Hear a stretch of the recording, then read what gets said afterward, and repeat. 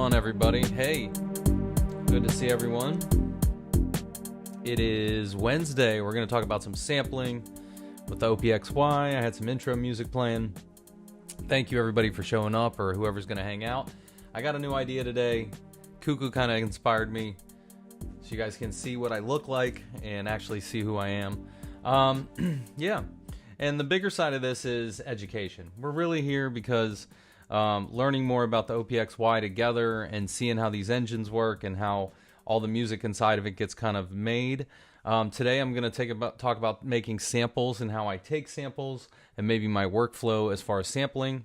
And then from there, you're going to see me do some work with a keyboard controller.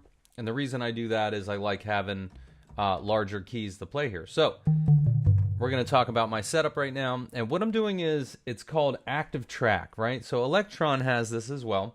And when you're inside of the config and you look at like Midi, of course, that's like the way that you send Midi out of the device. When you go to COM, you can also press, the configurations. And when you go to the Midi settings, you have active track channel 1. So if I put this keyboard on channel 1, whatever track I select here is actually going to play whatever track I have selected here.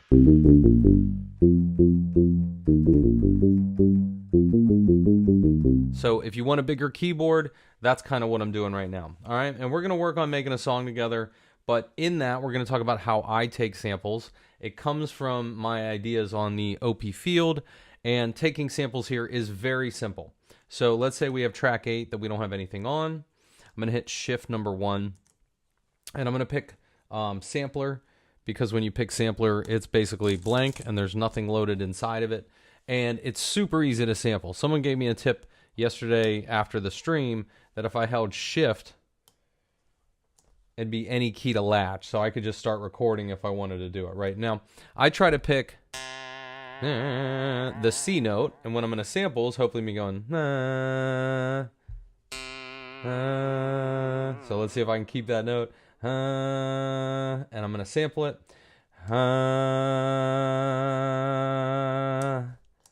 And I like sampling the voice because of the quivering, right? Right? So it's super easy.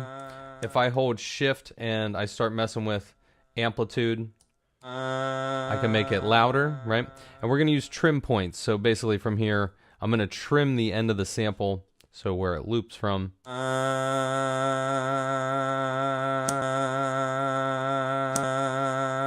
Right, and there's a fade as well, from what I understand. I think part of that fade, let's see if I can get it to, I'm going to fill, yeah, there it was.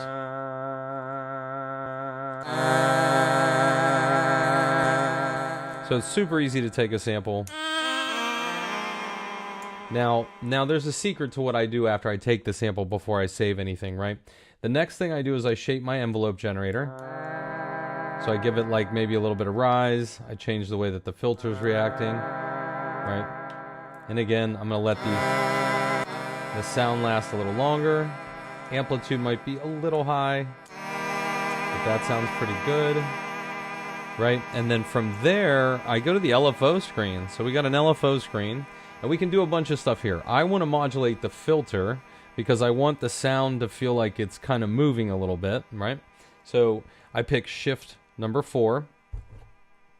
And I just pick value. You can also pick tremolo. It's like whatever one you'd want to pick, right? And when I select that value, I can say that I want that to go to the filter. And then I want frequency. So it says cut off, right? Yeah, perfect.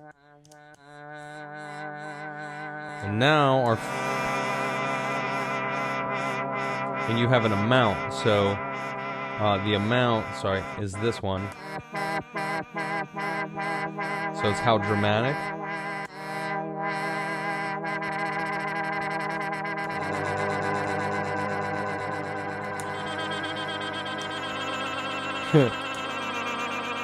See how much better it sounds when you do the LFO with it too, right? And the amount, you can do it subtle. It makes it sound pretty cool, right? And we're just modifying the filter. So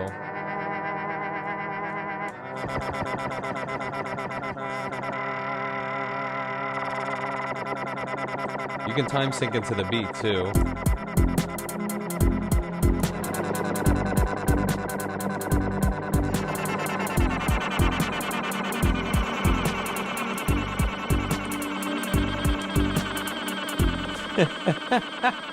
That's a little bit intense. Okay, I'm sorry. I'm just having fun with it, right? The envelope's what's making it a little bit too long, right? Definitely like a different way of looking at the way of you make a sound, right? Because it's the core sound, it's your envelope generator, it's the filter, it's the LFO. So it's just like a synthesizer. You got to think of it a lot like how the workflow on like the monopoly would be, right? Where you have oscillators, they go into a mixer, and those mixers going to go to a filter next. So here I have just one sound, like one oscillator kind of thing, and then I'm going into a VCA, and I think their filter follows it, if I'm not mistaken. Sorry for bumping the camera. And that's how we made this really neat sound, right? So I'm going to save it, and we're going to look at taking another sample. So when I go to here, I hold it down, I hit save, names it, and then I can say shift this number. I'm going to say rename. And that just had like a flutter, right? So I'm going to say, let's see if I can just call it flutter. It's F, L, U, T, R. So my names are super basic. Okay. And now when I go back to flutter, it's that sound, right? Okay, so let's do another sound together. Remember my process is as follows. You do shift number 1 and you scroll around. I always say get off a sampler, go back to sampler, press number 1. It's blank, so nothing's loaded. Okay, so just like the OP1 in a way, on that you just hit the mic and you start recording, right? But here, now I go here, right? And it says press any key to continue. And I try to get like the C note in my head, right? So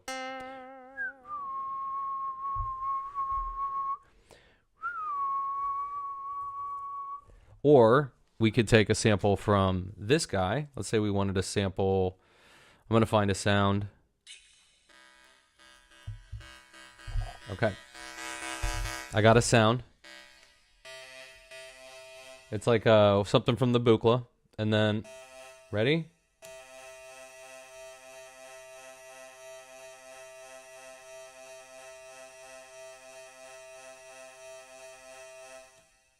Now this could be anything, any synthesizer, any line input, like a TV show. It could be anything.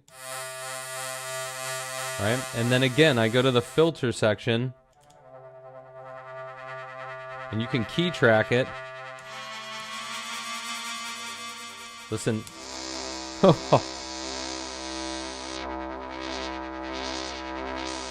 Now, in a true synth patch, you usually have the envelope generator effect in that, right? So the amount of that is this extra line. We got some resonance. Now I'm going to make it a little louder.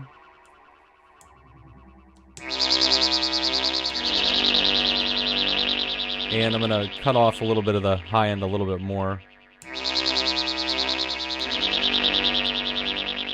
That's crazy, huh? So it's really that simple, right? Now, if I go and want to save this now the way that I have it, right? Now I still have that filter cut off. Let's change that and see if it was on resonance.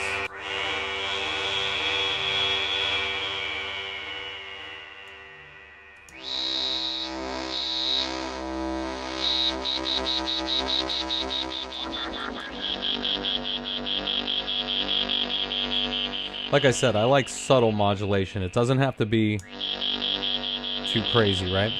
And also, I'm going to check.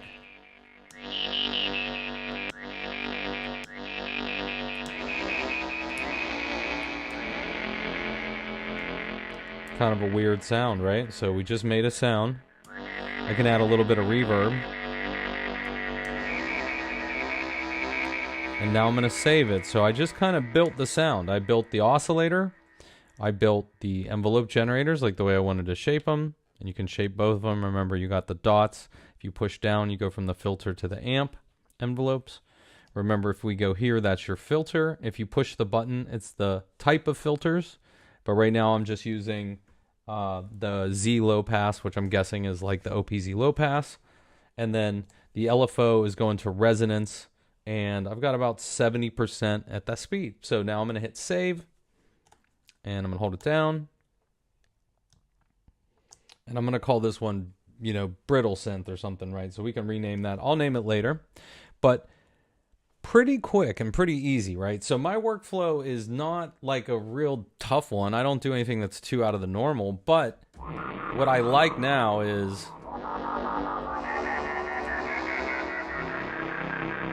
you got this cool synth to play with, right? Now, the other thing I like too now, and this is really what I like, is the bigger keys.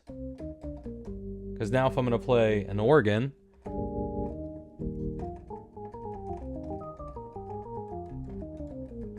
it's pretty cool that you can use a bigger keyboard instead of the small buttons, right? And that's if you wanted something a little bit bigger.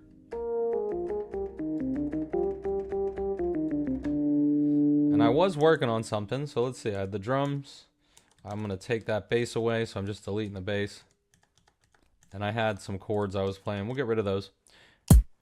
And again, this is my workflow now that I got the keyboard latched, right? We're ready to go. We're MIDI in. And whatever channel I select, of course, would be what's kind of going to happen. So if I pick the key, let's say I pick A, you know, I can pick A minor,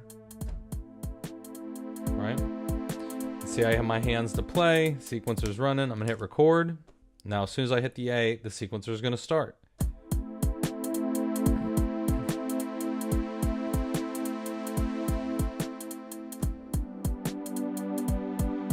Right, and now I'm going to use that sample I took, so give it a second. It was this channel, right? And I'm going to make sure I make that 8, right? Right, and so that was the sample. We're going to pick the sample I just used. So I'm going to say sample, or I'm going to say snapshot. Yep, there it is.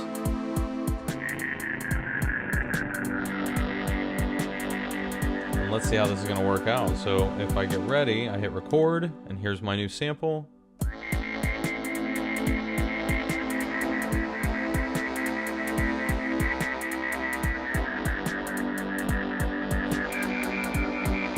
And I'm going to work on that now. Watch what happens.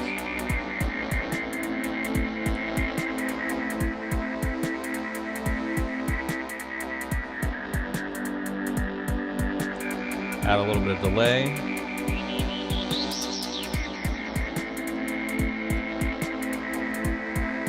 Even shorten it, right?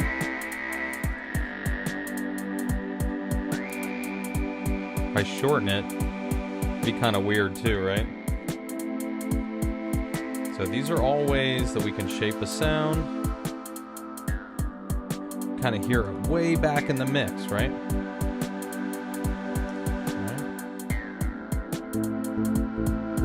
Now I'm going to write the bass part. And again, when I want to start over, I hit stop, I hit record. And I know I'm on the first part, and here we go.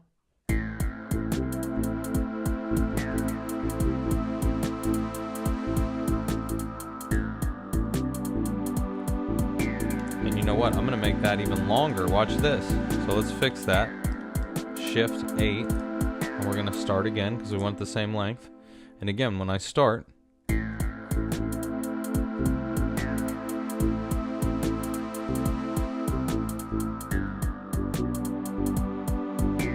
so I'm just playing G.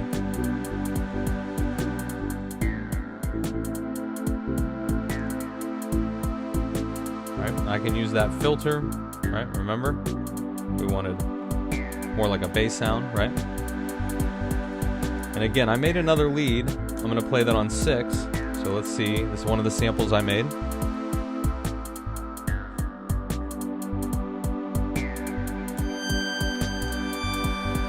So this was literally, I took a sample off of YouTube It's just a flute, you know, it's just like a normal C flute, right? And I want to use that here, so you can see it's a sample I made, right? I'm going to make that 8, and I'm going to hit stop, we're going to hit record, and here we go. We're going to do that recording.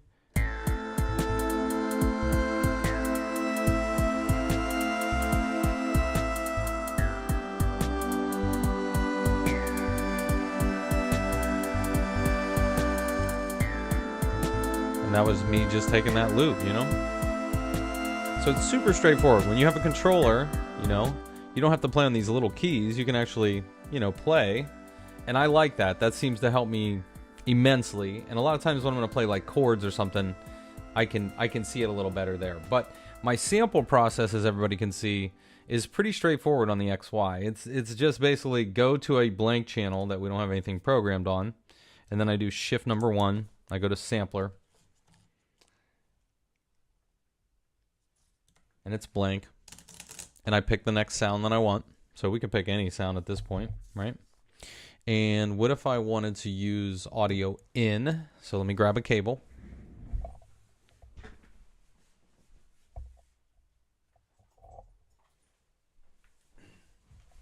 And now we're going to try to sample line in and see how that works. So let's try it together. So we got a synthesizer. We plug directly to the input, and this time when I hit record, I got, yeah, there's the input. And now we're going to pick another sound, and here I have, and I can turn that up here. Yep, and get ready. So we're doing the line in this time. There we go. And now,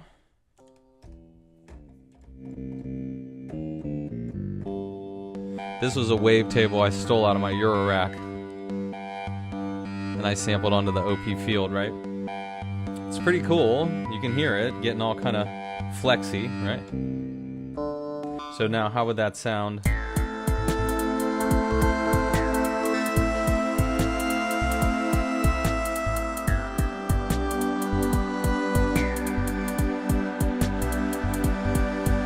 Let's see,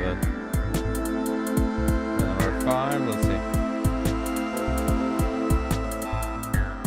And I'm gonna, let's see, octave up. Oh, there it is. Okay. Yeah, we're gonna try to mess with that. So again, live record. I'm gonna use the new sample I just took from the sampler.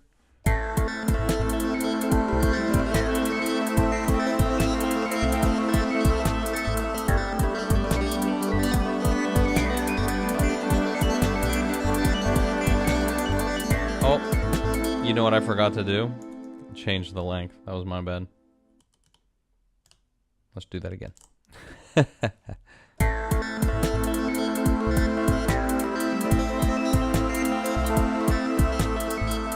Pretty easy to forget that, right?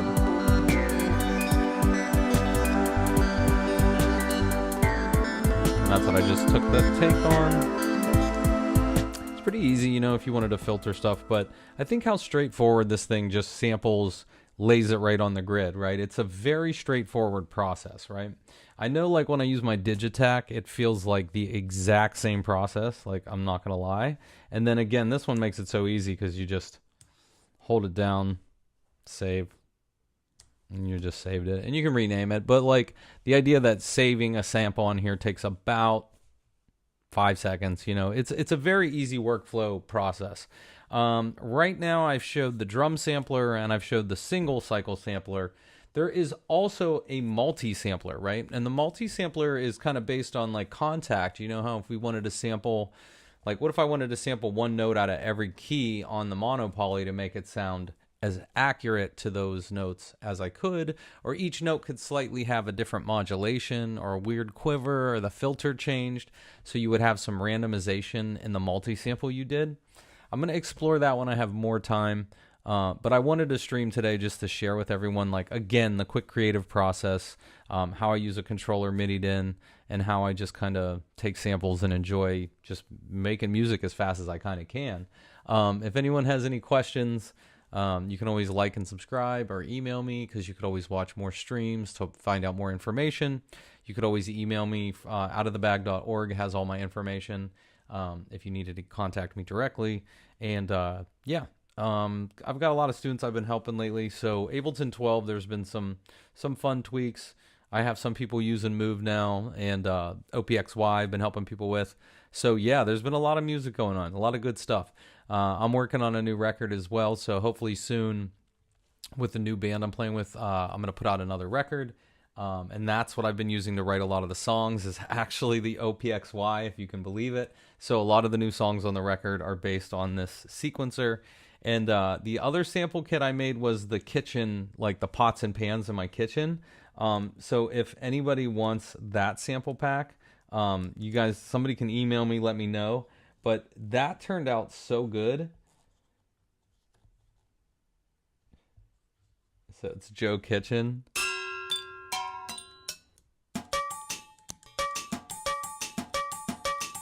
So, like, say we wanted to make, like, some fun, complex drum thing go, right? And what I like about, like, a found kit, you know, is you get these fun...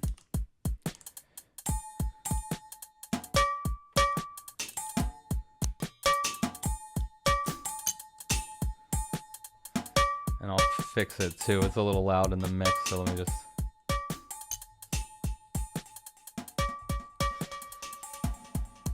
So this is my kitchen, me banging on pots and pans.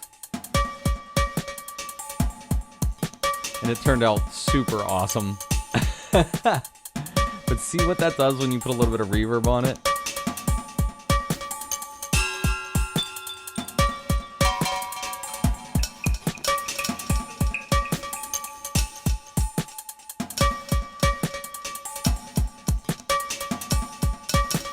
Got that nice magical sample sound, right? That was my kitchen. So again, let's listen. That's me banging on pots and pans, right? So like I said, all the sample packs are for free from me. If anyone has an OPXY and wants to reach out and get any of the sample packs, my name's Joseph. I'm always around if anyone needs any help. Hopefully that sheds some light on just quick sampling, and actually sampling a lot of fun stuff going in your kitchen, sampling like a synthesizer you have. I mean, even if you don't have the XY, go do that and play with Ableton, you know? Like, I think the creativeness in using your own samples actually makes the music super unique, and it gives you your personality in the music. So if anybody wonders, like, do I just do that here or here? No, I do that on everything, and I think the Move has been a lot of fun. I do that on the Digitact. So sampling has been like a big part of my life, and I have tons of fun drum packs and Ableton Live packs. If anyone needs any of those too, you know, reach out, let me know. But hey, everybody have a wonderful Wednesday. Yeah, it's good seeing everybody on the stream. And if anyone needs anything, hey, don't hesitate. Don't be shy. Reach out and say hi. Thanks for joining in. Enjoy the rest of the day.